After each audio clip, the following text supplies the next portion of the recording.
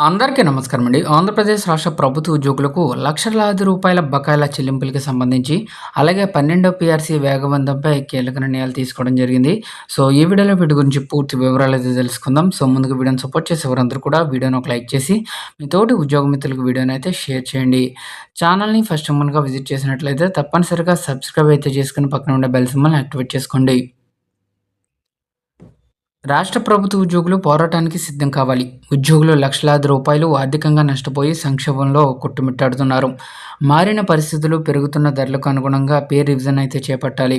ఉద్యోగులకు రావాల్సిన బకాయిలను పే స్లిప్‌లలో చూపించాలి. 12వ పీఆర్సీ కమిషనర్‌ను నియమించాలి.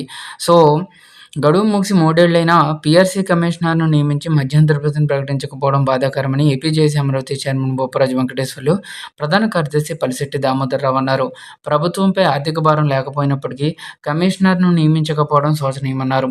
విజయవాడ గవర్నర్పేటలోని ఏపీ రెవెన్యూ భవన్‌లో ఏపీజేఏసీ రాష్ట్ర కార్యవర్గ సమావేశం నిర్వహించడం జరిగింది. పీఆర్సీ కమిషనర్ నియమించి మధ్యంతర భృతి ప్రకటించాలని, కాంట్రాక్ట్ అవుట్‌సోర్సింగ్ ఉద్యోగులకు ఇచ్చిన హామీలను అమలు చేయాలని, అడిషనల్ క్వాంటమ్ ఆఫ్ పెన్షన్ పెంచాలని తదితర 12 అంశాలపై ఏకగ్రీవంగా ఈ సమావేశంలో తీర్మానం చేశారు. పీఆర్సీ జాప్యంపై తీవ్ర అసంతృప్తి వ్యక్తం చేసిన ఉద్యోగులు జేఏసీ ప్రకటించే ఎలాంటి కార్యాచరణకైనా కట్టుబడి ఉంటామని ప్రకటించారు. అనంతరం మీడియాతో బొప్పరాజు, పలిశెట్టి మాట్లాడుతూ, గత ప్రభుత్వం 12వ పీఆర్సీ కమిషనర్‌ను నియమించిందని, కూటమి ప్రభుత్వం అధికారంలోకి రాగానే ఆ కమిషనర్ రాజీనామా చేశారని గుర్తు చేశారు. అప్పటి నుంచి చంద్రబాబు ప్రభుత్వం కమిషనర్‌ను నియమించలేదన్నారు. ఫలితంగా ఉద్యోగులు లక్షలాది రూపాయలు ఆర్థికంగా నష్టపోతున్నారని ఆవేదన వ్యక్తం చేశారు.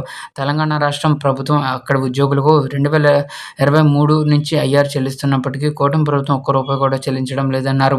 ఉద్యోగులంతా ఆర్థిక సంక్షోభంలో కొట్టుమిట్టాడుతున్నారు. స్వయంగా సీఎం చంద్రబాబు గారు గత ఏడాది అక్టోబర్ 25న ఉద్యోగ సంఘాల నేతలతో సమావేశమై పీఆర్సీ అంశాన్ని ఆయనకు వదిలేయాలని చెప్పడంతో ఉద్యోగులంతా సహనంతో వేచి ఉన్నారన్నారు. కానీ ప్రభుత్వం నుంచి పీఆర్సీ కమిషనర్ నియామకం, మధ్యంతర భృతిపై కనీస స్పందన లేదని, మారిన పరిస్థితులు, పెరుగుతున్న ధరలకు అనుగుణంగా పే రివిజన్ వెంటనే చేపట్టాలన్నారు. ఉద్యోగులు ట్యాక్సులు చెల్లిస్తున్నప్పటికీ సరెండర్ లీవ్ కూడా చెల్లించడం లేదన్నారు. ఉద్యోగులకు రావాల్సిన బకాయిలను పే స్లిప్‌లలో చూపించాలని డిమాండ్ చేశారు. చెల్లింపులపై రోడ్ మ్యాప్ ఇవ్వాలని డిమాండ్ చేశారు. ఉద్యోగుల్లో తీవ్ర అసంతృప్తి నెలకొందని, వారి ప్రయోజనాలను కాపాడుకోవడానికి ఉద్యమ కార్యాచరణ తప్ప వేరే ప్రత్యామ్నాయం కనిపించడం లేదన్నారు. ఉద్యమ కార్యాచరణ కలిసొచ్చే సంఘాలతో సమన్వయం చేసేందుకు రాష్ట్ర స్థాయిలో కమిటీ నియమించినట్లు తెలిపారు. ఉద్యోగులంతా ఉద్యమానికి సిద్ధంగా ఉండాలని స్పష్టం చేశారు.